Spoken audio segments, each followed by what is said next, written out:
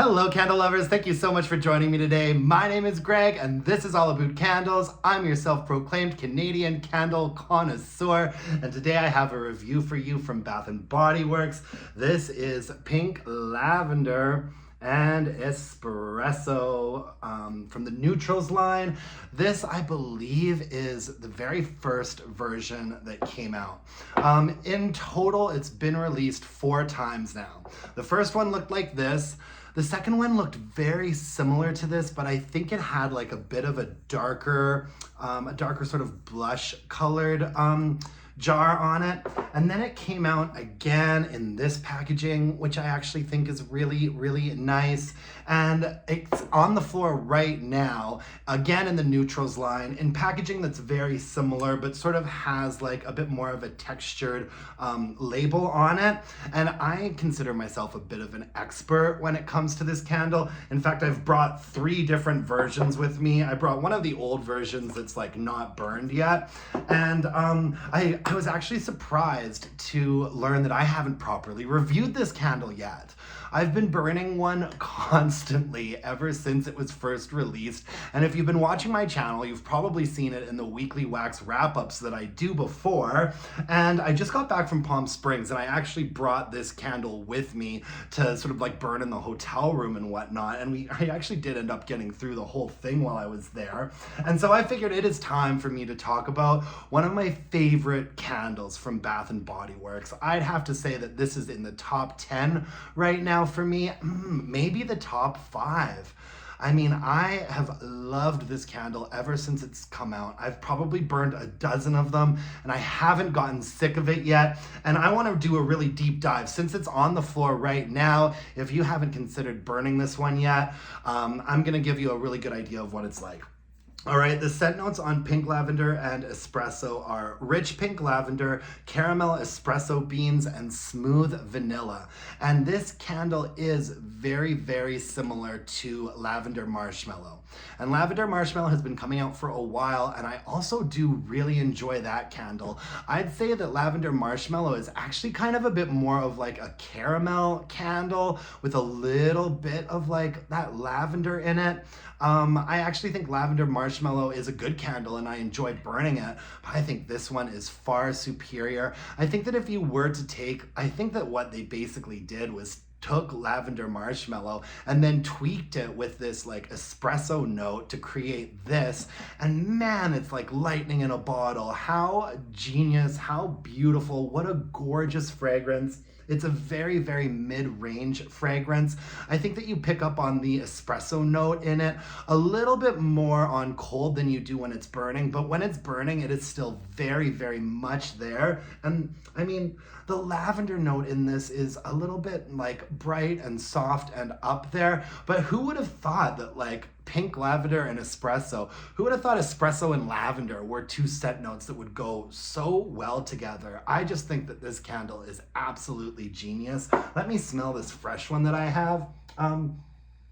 Yeah, it's a very mid-range candle, but there is a nice top note of lavender. The espresso is like in the mid-range, and then in the base note, you get like, I pick up on like a caramel note. Like, to me, the base of this candle is like that Lavender Marshmallow candle, you know? With the espresso added, and I think that the lavender is upped a little bit in this as well. What's that other candle that just came out?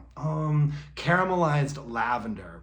That kind of just smelled like caramel to me. I thought that was a fail. Why are they bothering with that?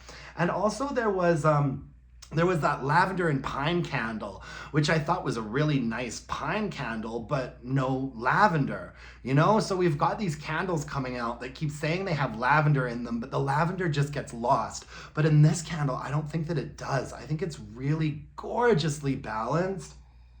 It's got like a little bit of that espresso, like pick me up, get up and go, but it's also got that sort of like nice, soft, floral lavender note. It doesn't lean soapy.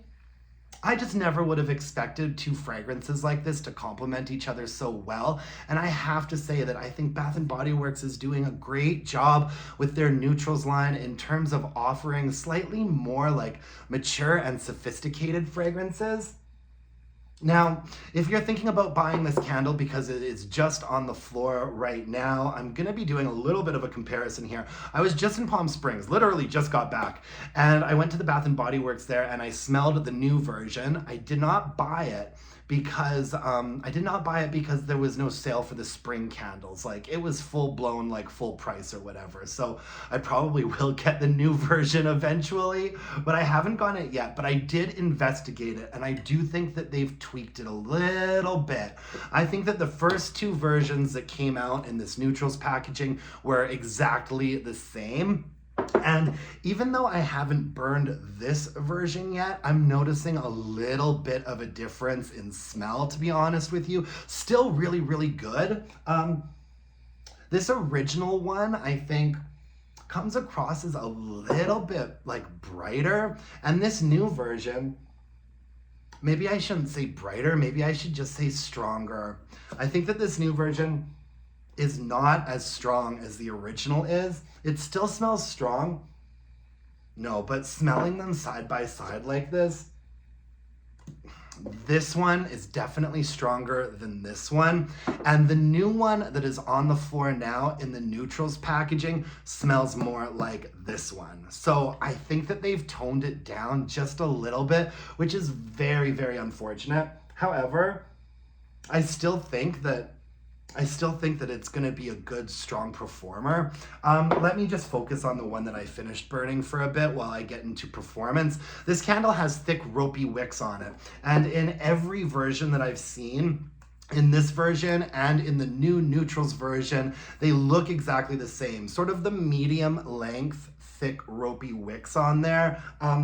Oh my gosh, I can't stop smelling this candle when it's around. I absolutely adore it. And Pink Lavender Espresso performs quite well in terms of strength and throw. I'd say it's very easily hitting a 6.5 in my more open area and like a 7 in the bedroom. And a 6.5 or a 7 to me with a fragrance that I like this much is perfectly acceptable. However, the performance issues are not really so much with strength and throw. The performance issues with this candle have always been that sort of like halfway dudding out, but then picking back up and getting sooty. And this one in particular did not do so well for me. Maybe I let it burn a couple of times a little bit more than it should have. Obviously I did, because I didn't realize that it was sooting and smoldering like that so much. And I really wanted to like actually finish burning this one completely, because often what I do with this candle is I burn it down until the 1/3 mark, which is where it starts to dud out. And then I put it either in the candle lamp in my kitchen or in the candle crock in my bedroom, and I finish it that way. I love this fragrance so much that I don't even care that the last half of the candle rarely performs very well. I will just take this fragrance any way that I can get it. And so what I usually do with this candle is burn the first 2/3 and enjoy it that way. And then I either lamp or I crock the last third of it. Now, as far as the candle that's on the floor right now is concerned, I'm expecting that it probably performs exactly the same, because the wicks look extremely, extremely similar, and the jar is going to be the same. I sometimes wonder if the jars that they use for these neutrals candles are what give them some issues once in a while, because I've noticed that these jars get extremely hot, like much, much hotter than the glass jars that BBWs, glass jars with wraparounds on them, glass jars with regular labels on them. Something about these sort of almost ceramic jars really, really seem to heat up in a powerful way. Like, you have to be really careful handling these if they are burning or if they've just been burned. These jars get so hot. And I do wonder if that is affecting the quality of the performance, particularly towards the last half of the candle, because oftentimes if I do burn it all the way down to the bottom like this, this is what they end up looking like. And I hadn't burned one all the way down to the bottom in a long time. Now, my suspicion is And Sarita from Coffee and Candles talks about this quite a lot. I do suspect that Bath and Body Works is tweaking their soy paraffin blend a little bit. And I think that they started doing that with this candle. And I suspect the one that is on the floor right now is gonna be the same as this. They smelled exactly the same and looked exactly the same to me, aside from the jar, obviously. And this one, I'm gonna straight up tell you right now that I think there is more soy in this one than there is in this original one. It really, really smells not quite as strong. It smells not quite as strong, and it smells a little bit more soy-ish to me. It really does. And so I will be really curious to know what the performance and the strength and throw is like on the newer versions. I will report back to you, of course, in a weekly wax wrap up. But the bottom line is, for me with this candle, you guys, for me, the bottom line is that this is such a wonderful, extraordinary fragrance that you should take it any way that you can get it. If you haven't tried it yet, it is out on the floor right now. Let's wait until that next candle sale that will include the spring candles. And I think everyone needs to give this one a try. If this is a fragrance that is up your alley, I think it is absolutely in my top 5 favorite Bath and Body Works fragrances right now. And if the worst case scenario is that the first half of it burns really nicely and projects and you get good strength and throw out of it, and then you're gonna either lamp or crock the last half of it, I'm perfectly fine with that. When it's a fragrance that I think is this unique and this interesting, and you know, quite frankly, I think this is kind of a cutting edge fragrance. Honestly, I do. These are not scent notes that you'd normally think would go well together, but it's like magic in a jar to me. I absolutely love this candle, so don't sleep on it.